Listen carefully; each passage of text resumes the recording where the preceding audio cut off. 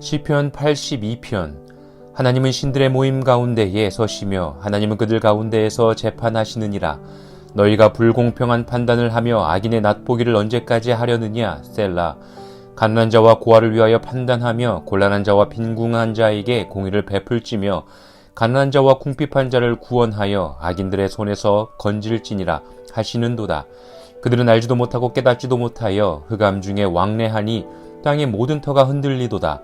내가 말하기를 너희는 신들이며 다 지존자의 아들들이라 하였으나 그러나 너희는 사람처럼 죽으며 고관에 하나같이 넘어지리로다.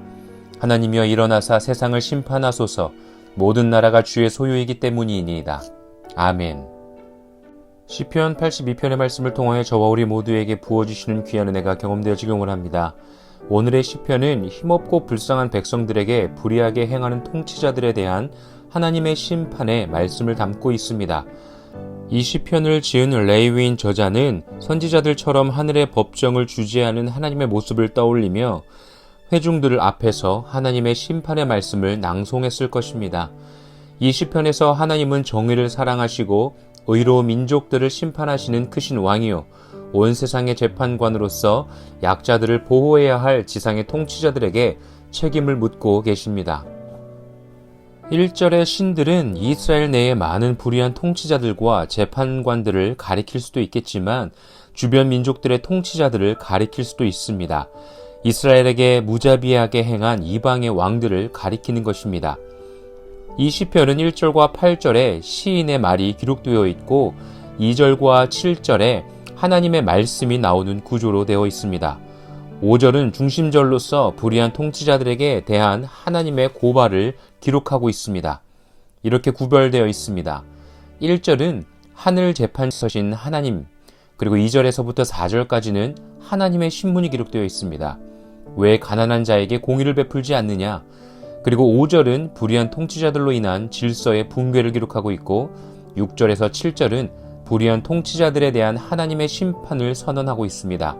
마지막 8절은 하나님의 공의로운 심판에 대한 기도가 기록되어 있습니다. 시편 82편은 1차적으로 남들을 재판하거나 통치하거나 지도하는 자리에 있는 자들에 대한 경고의 메시지가 기록되어 있습니다. 교회의 지도자이든 아니면 사회나 국가기관의 지도자이든 남들을 판단하고 통치하는 위치에 있는 그리스도인들은 하나님의 공평과 정의를 따라 행해야 합니다.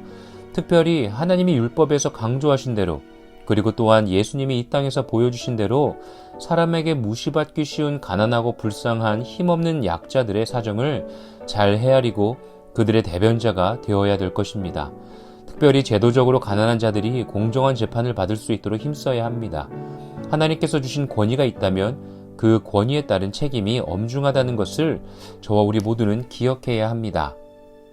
하나님의 공의로운 통치를 온전히 실현하신 분은 만왕의 왕 예수 그리스도 외에는 없습니다. 예수님은 하나님의 심판을 열방에 알리는 하나님의 종으로 이 땅 가운데 오셨습니다. 그리고 이 땅 가운데 있는 약하고 가난한 자들을 돌보시고 치료하시고 그들의 보호자가 되어주셨습니다. 그래서 하나님은 부활하신 예수님께 온 세상을 다스릴 권세를 주셨습니다. 그러므로 우리는 온 세상의 왕이신 예수님의 온전한 통치가 개인과 각 지역과 나라들에 속히 임하도록 모든 사람들이 온전하신 통치자 예수님을 모시도록 기도하고 복음을 전해야 합니다. 마지막 날에는 만왕의 왕이시여 우리들의 주님께서 이 땅 가운데 오셔서 불의한 통치자들을 심판하러 오실 것인데 우리가 그 심판대에 섰을 때에 하나님께 칭찬받는 귀한 주님의 자녀가 되어지길 원합니다. 오늘 하루를 시작하는 저와 우리 모두의 삶 속에 하나님의 이 은혜가 충만하게 경험되어지길 원합니다. 그리고 그 은혜를 우리 주변에 있는 자들에게 나눌 수 있는 저와 우리 모두가 되시기를 예수님의 이름으로 축복합니다.